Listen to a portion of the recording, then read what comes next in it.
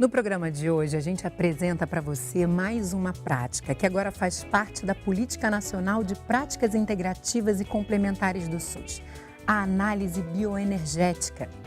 A prática tem origem na psicanálise, traz a ideia de que tudo que vivemos desde a infância fica registrado no nosso corpo, criando tensões e bloqueios que influenciam na forma como nos relacionamos com o mundo. Mas como desfazer esses bloqueios e retomar a autonomia diante da vida? A análise bioenergética tem essa resposta. Você vai conhecer alguns dos exercícios que fazem parte da prática e entender a importância da respiração nesse processo. Também vamos falar de uma experiência que já existe no SUS e da formação de quem pretende se tornar um analista bioenergético. Continue com a gente, continue ligado que o programa começa agora mesmo. Olá, eu sou Georgina Martins, sou analista bioenergético e sou membro da diretoria da SABERJ, Sociedade de Análise Bioenergética do Rio de Janeiro. Olá, Georgina, seja bem-vinda ao Ligado em Saúde. Oi, Marcela, obrigada a você. Obrigada por sua presença aqui. Vamos entender um pouco da análise bioenergética, né? Eu falei no início que ela tem uma origem na psicanálise, mas ela traz o corpo para essa história. Fala um pouquinho sobre isso, como é que é o desenvolvimento dessa prática até o que a gente tem hoje? Bom, Marcela, a análise bioenergética, ela nasceu da teoria Reichiana. Reich, ele foi presidente da Sociedade de Psicanálise de Berlim durante 14 anos e nos anos 20 e 30 ele rompe e começa a criar uma teoria que se volta para o corpo. Um corpo que respira, um corpo que produz a doença, um corpo que pode ser interferido. E o Lowen, em 1953, mais precisamente, ele lança a sua teoria, já depois da morte de Reich. Nos anos 70, aqui no Brasil, foi o grande boom da análise bioenergética. Foi um momento social, político do mundo e a análise bioenergética ela chegou aqui com muita força. Em 89, o próprio Lowen veio no Brasil, veio conhecer a América do Sul. E até hoje nós temos assim um grande polo da análise bioenergética de formação na Argentina e no Brasil em vários lugares. Quer dizer, é forte aqui, é né? muito forte. A prática. A América do Sul é um dos lugares em que a prática é muito forte. O Lowen, ele era... norte-americano. Sim, mas era contemporâneo ao Reich, né? Ele era... O Lowen, ele é mais jovem que Reich. Ele foi um... Ele na realidade fez terapia com Reich, se apaixonou foi um paciente, aluno. Foi um paciente, aluno, Perfeito. Um grande devoto do Reich. E ele volta a fazer faculdade, vai fazer medicina para criar a sua própria teoria. E quando ele retoma, o Reich já tinha morrido. E ele começa um estudo muito intenso com Pierre Racos, começa a fazer toda uma intervenção e ele vai trazendo uma leitura neo-reichiana, em que ele mantém os pressupostos do Reich, mas ele vai reconfigurando algumas coisas e traz à tona também um processo analítico, ele traz um processo da psicanálise de uma maneira muito forte, por isso o nome é análise bioenergética. E que integra corpo, mente, né, o emocional, porque a gente está fazendo essa série aqui, né, trazendo essas práticas que entraram no SUS, e todas, de alguma forma, têm esse olhar mais holístico, né? De integração daquilo que antes se via como algo separado, como partes separadas. E é tão fundamental que haja novamente essa integração, né? E não é nada novo, como a gente está vendo. Não é nada novo, né? Exatamente. Na realidade, essa leitura começa nos anos 20 com Reich. Pois é.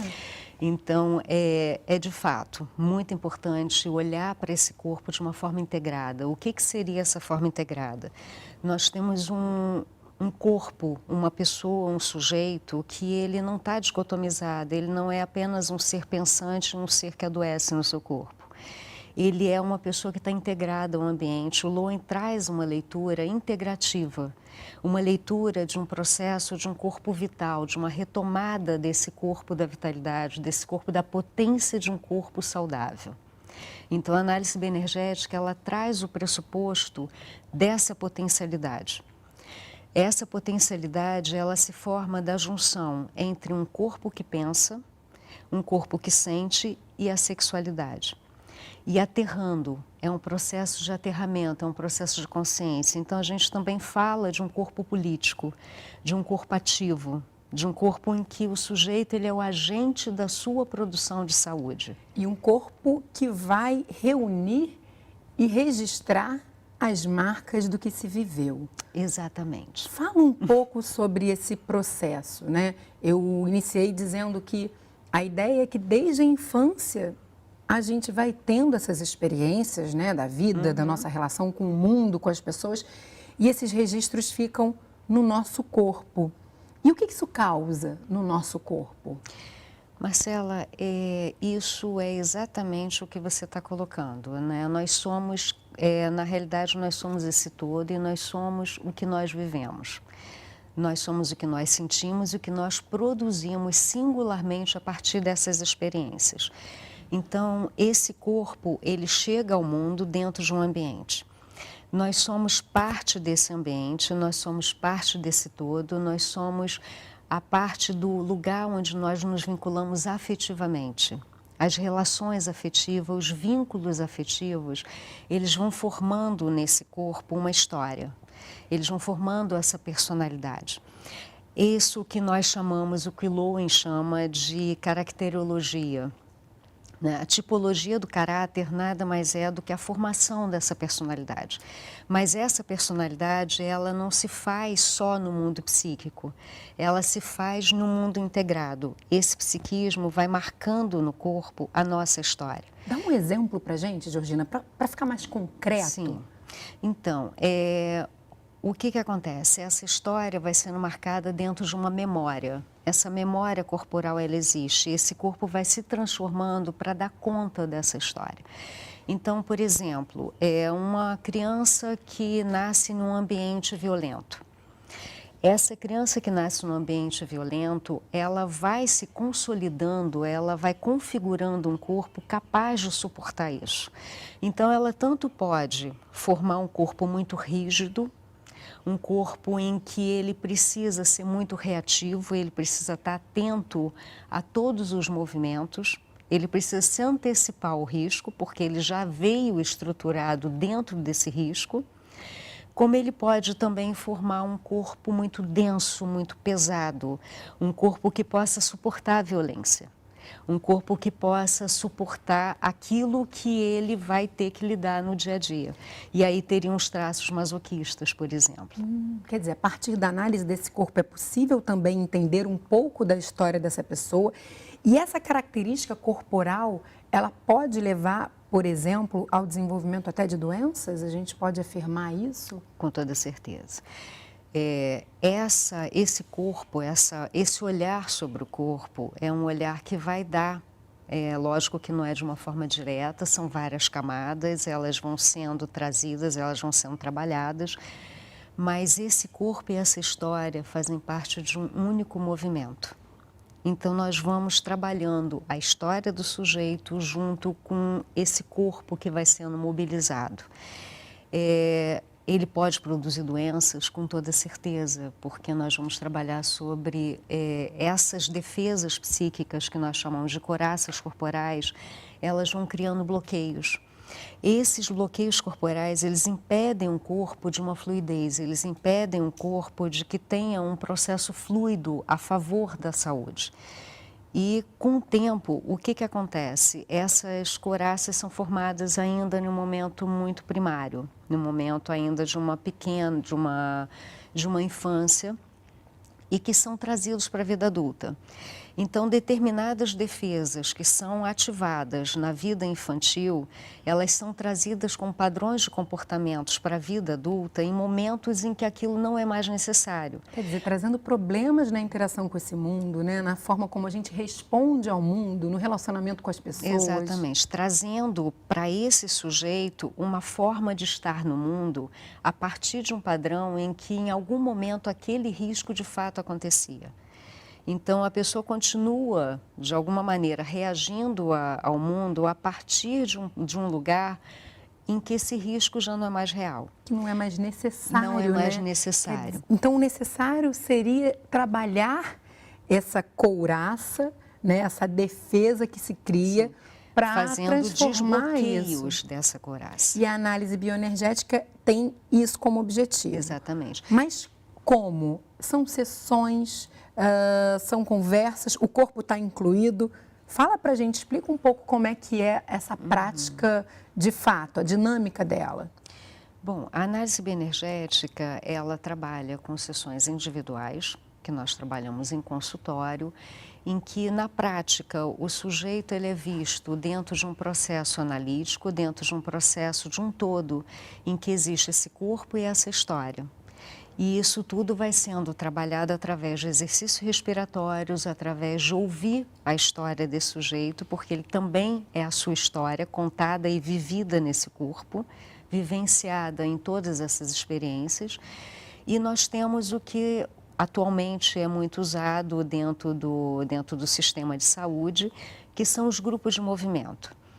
A Alexander e a Leslie Lowen, que é a esposa dele, os dois já faleceram, eles em algum momento começaram a desenvolver o que eles chamam de grupo de movimento ou grupo de exercícios.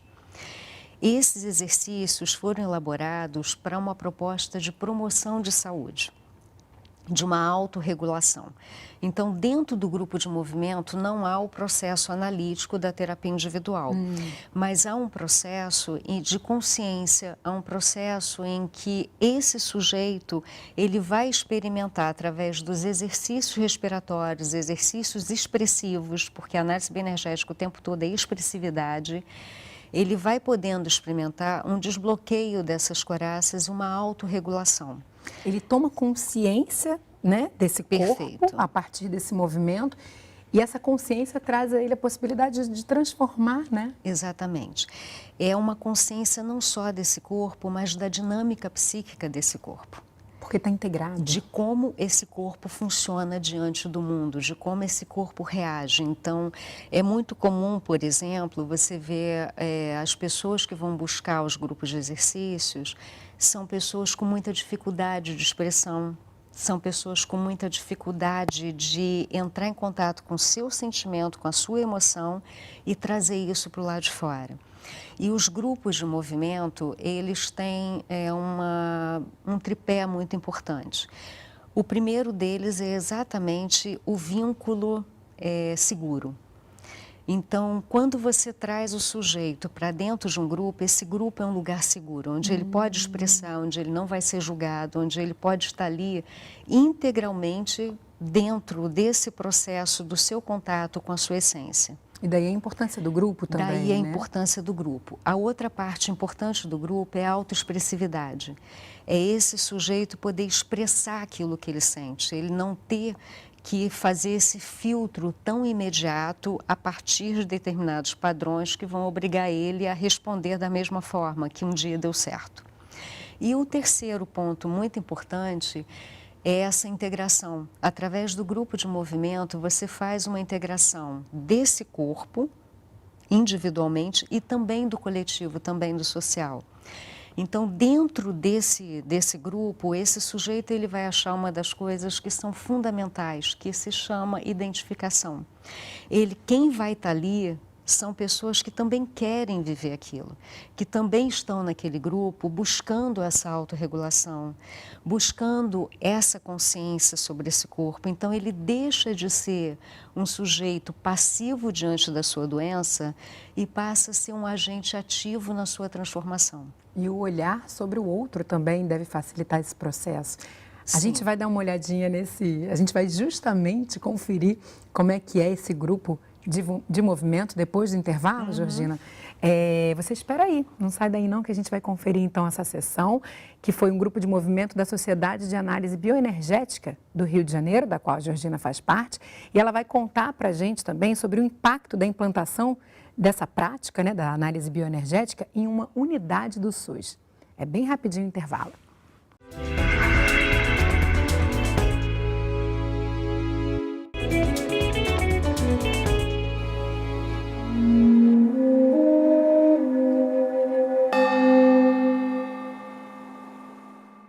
Estamos de volta com mais um episódio da nossa série especial Práticas Integrativas no SUS.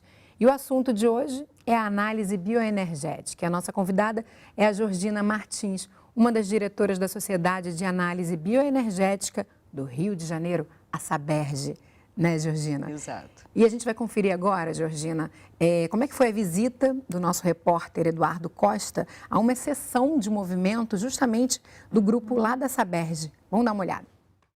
O Ligado em Saúde veio até a Sociedade de Análise Bioenergética aqui do Rio de Janeiro. A gente veio conhecer na prática como essa técnica funciona e quem me recebe é a Karen, presidente da sociedade, né? Vamos lá? Nós viemos acompanhar uma sessão do Grupo de Movimento, que hoje foi destinada a profissionais que estão fazendo curso para se tornarem analistas bioenergéticos. Eles aprendem movimentos e exercícios que fazem parte dessa prática. A gente trabalha o soco, mesmo espaço, e a cotovelada. Então você pode falar, sai, sai, tá? Então primeiro a gente vai fazer com os braços, vamos lá. Sai, sai, sai, sai. Então agora a gente vai fazer com as pernas. A gente fez com os braços e a gente vai fazer, sai, chega.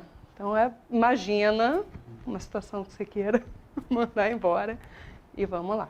Se não quiser falar o sai, você pode soltar um suspiro. Não! Deixa! Sai! Sai! Me deixa! Sai! Me deixa! Para! Sai! Tanto do soco quanto da perna, a gente trabalha muito a expressão da agressividade, a expressão da raiva. Sai! Deixa! Sai! Sai! A gente vai fazer o grounding, ele significa aterramento, enraizamento. Então vamos lá, primeira coisa. Os pés no chão, tenta botar o pé paralelo, não muito aberto.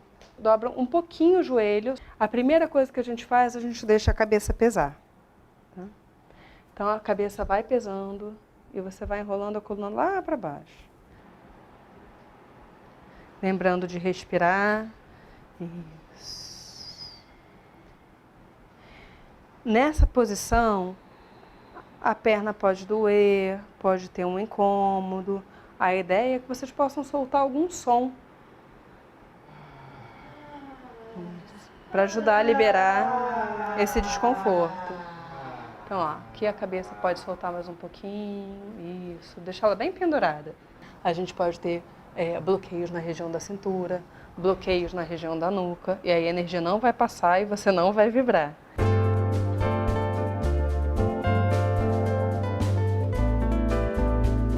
A ideia seria assim, quanto menos bloqueio, menos tensões a gente tem, mais esse fluxo vai acontecer, mais a vibração vai vir. Então, assim, são exercícios que você vai fazendo para poder abrir, para poder desbloquear, para poder tentar distensionar. Mas como você distensiona? Respirando, soltando o som, soltando um suspiro.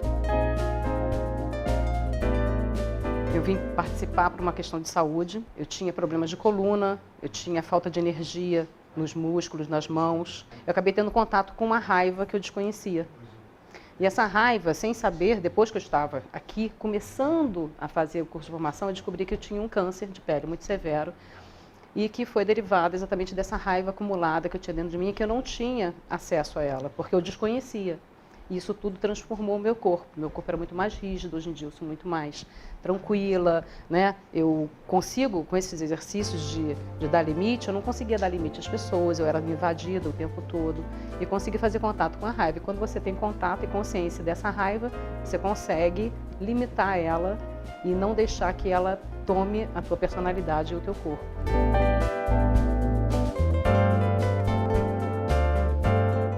Legal, né? Pegando como exemplo isso que ela falou, né? E aquele exercício inicial do sai, para.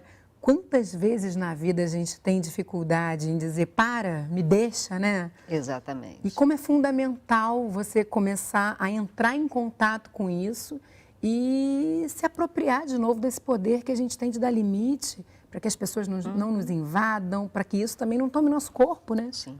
Inclusive para que você possa estar nas relações sem tanto medo. Porque o sentido oposto disso é você não se vincular, é você fugir das relações para não ser invadido. Então, quando você consegue dar limites, quando você consegue ter um continente e partir, como diz o Lowen, do coração, você consegue estar no mundo de uma forma mais integrada. Mais espontânea, né, também? Exatamente. Esse é um dos princípios básicos, expressividade em contato com a espontaneidade. E falando um pouco da formação, aquele grupo era um grupo de formação. Quem pode se tornar um analista bioenergético? Bom, a formação, ela pressupõe um currículo vinculado ao IBA. Então, nós temos uma formação... O IBA, que é o IBA, que é um Instituto Internacional de Análise Bioenergética, que mesmo após a morte do Lowen, ele continua. E nós mantemos todo um currículo baseado na exigência do IBA. Então, nós temos, durante a formação, que são 5 anos, 2 treinos internacionais todo ano, que vem dar formação. São vários treinos nacionais que são capacitados para isso, e ainda temos os assistentes. E aí temos ainda a aula teórica, os grupos de movimento.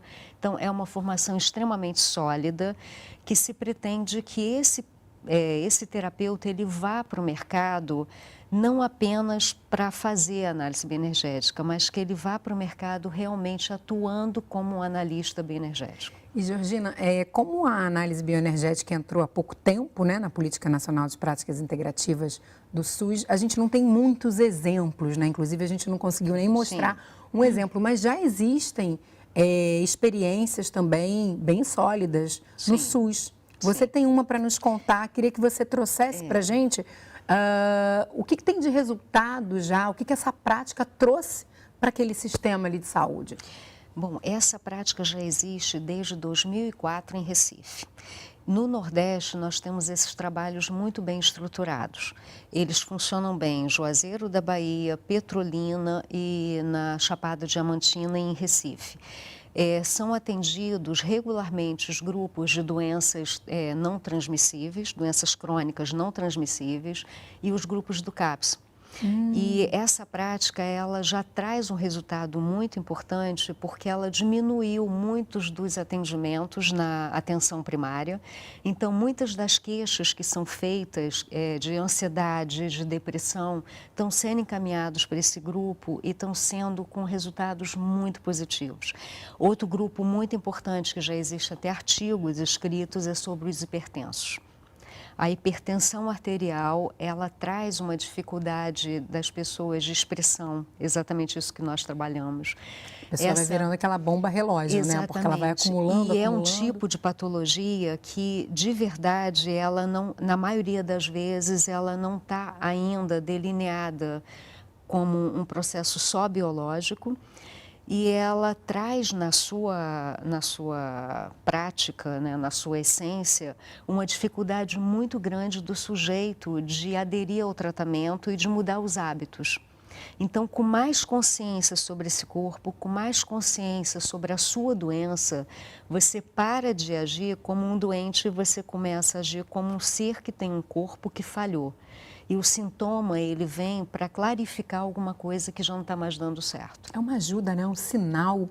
Exato. O sintoma, ele é um sinal completamente positivo, se bem lido. Se a gente pode, né? Se a gente puder interpretá-lo. Então, a gente pode dizer que no SUS há esse arranjo, né? O que a gente tem de experiência, por grupos, né, por questões de saúde, que é muito interessante, porque aí você vai ter um padrão ali para poder ser trabalhado. E os exercícios também, de alguma forma, vão focar nesse padrão daquele grupo, né?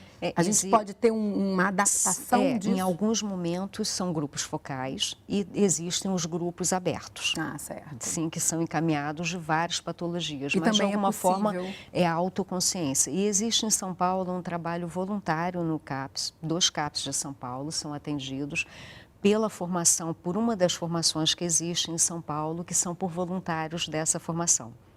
Mas são atendidos os doentes de paciente mental, de doença mental. Maravilha.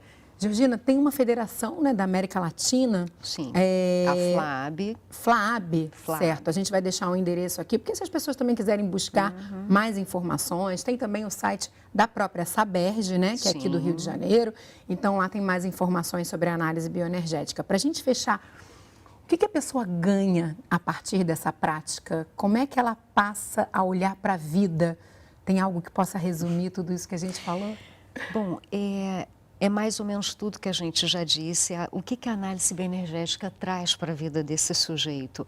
Ela traz a possibilidade de você ser dono da sua história, de você ter a consciência não só do que acontece no seu dia a dia, mas a consciência da sua dinâmica psíquica, desse ser desejante, desse ser que é capaz novamente de ter a sua potencialidade desenvolvida.